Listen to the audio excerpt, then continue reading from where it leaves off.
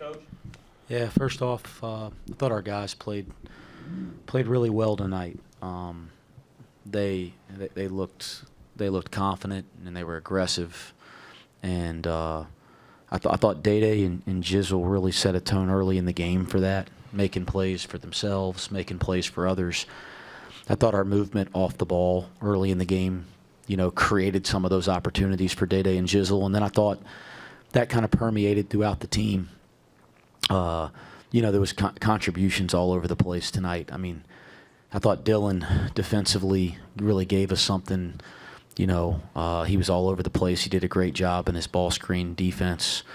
Aziz, for the most part, was like a presence in the ball screen, and I thought we did a better job, especially in the second half, of guarding it with all five, not just with two or three. Josh Reed, I'm not just saying it because he's sitting right here with me. That's the best game of his career to date. And as I told him in the locker room, it won't be the best game of his career here soon because it's not a fluke. Like he's been improving, and we've always known he was capable of this. It was great to see it happen out there in a big time college basketball game. So, I thought we had contributions all over the place. Like Josh was fantastic, Dan was fantastic tonight, and I thought he gave us a real lift and energy off the bench. I thought Arrington Page in some limited minutes, which isn't easy, I thought was really positive, and that run there in the second half was really important in those minutes. So with Dylan in foul trouble. So anyway, I could kind of keep going down, but I was obviously pleased with the guys tonight, and they look like the group that we know that they can look like. And again, I thought Day and Jizzle set a real tone early, and Josh, I think, making a couple shots, in that second rotation was really big for us too. Josh, when you look back on this game 20 years from now, you going to remember the 12 points or the two-handed dunk? Probably the two-handed dunk.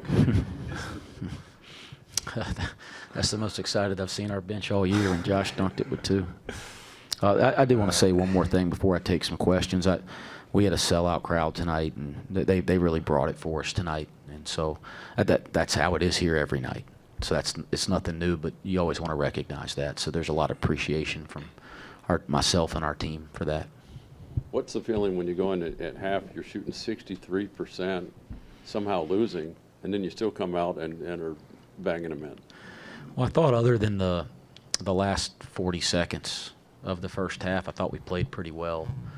That last 40 seconds was frustrating because we're supposed to not take it out quick, because the clock doesn't stop on a miss there at the end of the first half. We have a term for it, and Tyler took it out quick, but we were supposed to remind him because you're right in front of the bench.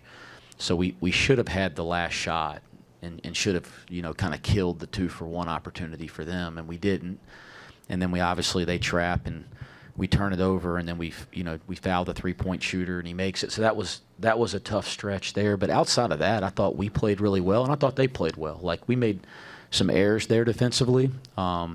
We took a couple little small breaks, and they capitalized, but they made some plays now too. They're an elite offensive team, and I thought the level was really high in the first half, and then I thought in the second half we came out and we didn't dwell on the way the half ended. I was proud of that. And then I thought we really made some adjustments defensively, and we didn't have some of those errors and made their shot quality dropped a little bit there to start the second half, and I'll give our defense credit for that. Jizzle, what was the biggest key to a career high 6 made threes and 24 points season high by a Bearcat this season?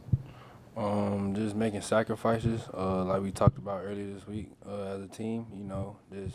Doing that extra thing, extra stuff, outside of, as a team, just to work on my game, where I could get better at, and I'm just glad it paid off. So, Coach, you talked about the defense at the end of the second half. What was it like to see, when you've kind of gotten on these guys for the lack of effort, that even with 40 seconds left, they're fully face guarding guys and giving 100% effort with the crowd kind of standing up and applauding them during that moment? I think that's the expectation our guys have for themselves.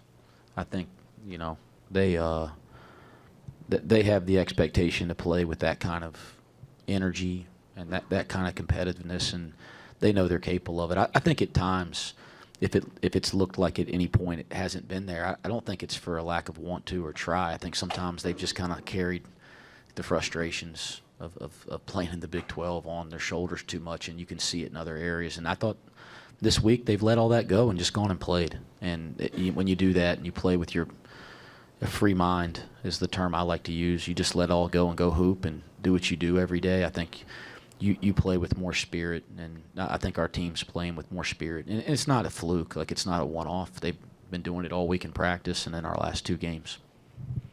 Jizzle, I know the loss was probably more in your mind than the ending, but did the ending of the last BYU game with that 3 that wasn't defended, did that add any extra motivation to tonight?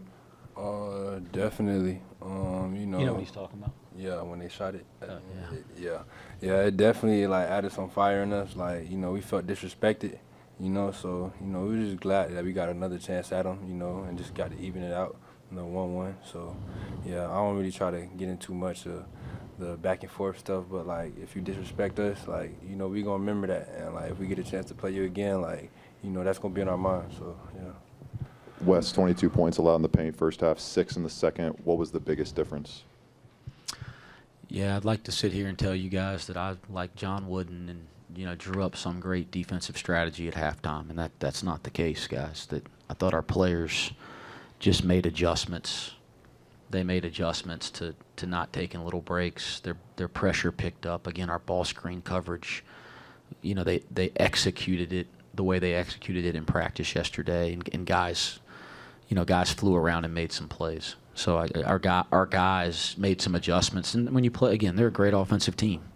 They're a great offensive team. And when you play a half against them, it's different than what you see in practice yesterday with our scout team. They made some plays, and they got us, and we were ready to play. And I thought our guys adjusted to kind of some of the things that were happening out there in the first half. And again, we had a lot of contributions all the way up and down our bench. Wes, the first time you guys played out in Provo, obviously it was Day and Jizzle on Igor. Tonight it was Dylan Mitchell. Just walk us through that decision there to make that switch and kind of defend Igor with his physicality, being 6'9" as a point guard. Yeah, Dylan did a terrific job. His ability, Demon's ability to pass the ball in the ball screen is as good as I've seen in college basketball. And because he's 6'9", he can kind of pass over. So they always have guys around him that can really shoot and really attack closeouts, and they have a rolling threat in the ball screen. So he's got the tools around him, and then he makes really good decisions. And I thought we challenged Dylan a little bit to take that matchup on, and I thought Dylan did a really nice job. Jizzle, the last 2 games And by the way, Josh did a really nice job too. It wasn't just Dylan. I thought the 2. Sorry, buddy, you're sitting here, so I really thought about it. But it wasn't just Dylan. I mean, Dylan's in some foul trouble there, but I thought the 2 guys that we wanted to see him the most were Josh and Dylan, and I thought they did a nice job. And then there was possessions where we get the switch with Seamoss, and he dug in. There was a couple possessions where Jizzle and Day end up on him. So again, he's a terrific player, and I thought our guys did a nice job adjusting from what we learned in game 1. Jizzle, you got in the flow the last 2 games. When you went back home, did you get any home cooking or something that kind of changed it around for you? Nah, just, stepping off the plane, getting that Florida air, it was 82 degrees back home, so, it was good to feel. But, yeah, like I say, last 2 games, I done picked it up personally, but I'm not trying to dwell on it because I know we got more games to go. So, I'm just trying to keep this same focus, and just attention to detail at every game. Josh, what do you think was the biggest key on the boards tonight? 32-17 rebounding advantage. Just coming out there and being physical from the start. We knew that they were going to crash hard, so we've been working in practice about boxing out weak side, crashing offensive glass. So I think we did that well in practice, and it translated to today. Coach, you still have yet to win 3 straight Big 12 regular season games going back to last year. What would getting over that hump and getting that kind of win streak say about where this team is at this point in the year and how much or how far they've come? Keegan, I didn't know that. And it will only mean something to me because it's the next game and I want to win the next game. my job as our leader is to focus on the things that I can control. Right now, all we can control is our preparation for Utah, or rest tonight, and our preparation for Utah on Tuesday. But when you do that and neat little streaks and breakthroughs happen, that's great. I haven't thought about it, and that'll be the last time I think about that kind of crap. I just want to try to win the next game. This league's full of peaks and valleys. How many coaches have called you and said, "Hey, Wes, tell me about this dodgeball thing"? None, because coaches know that there's no gimmicks and tricks, and I actually didn't want that to even be a media thing or a public thing, because it's, I get it. People love stories and narratives. Like, I get it. I mean, people want to read about stories and narratives, but guys, we're not playing well because we played dodgeball. The only thing dodgeball did was just give us a day to get away from all the stuff that's been going on with not playing well.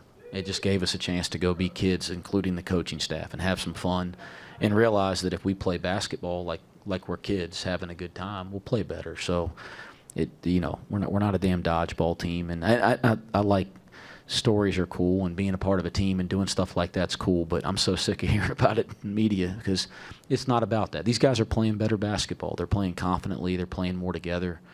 They're playing more spirited, like we've always known they were capable of, and that, to me, that's the story, not some gimmick on Monday because we needed a little bit of a break. Josh, you've been known for your defense throughout your career. Just walk us through what it's like now in your junior year, seeing that you might have that #1 assignment on the defensive end like you did tonight. It feels good to know that my coaches trust me, my teammates trust me, taking on the best player every night, and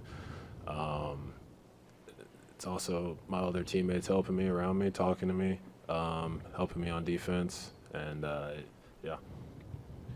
Has it really been just a matter of confidence, seeing things go well in the UCF game, translating it over tonight, where you guys kind of let release kind of the bad energy that had been around?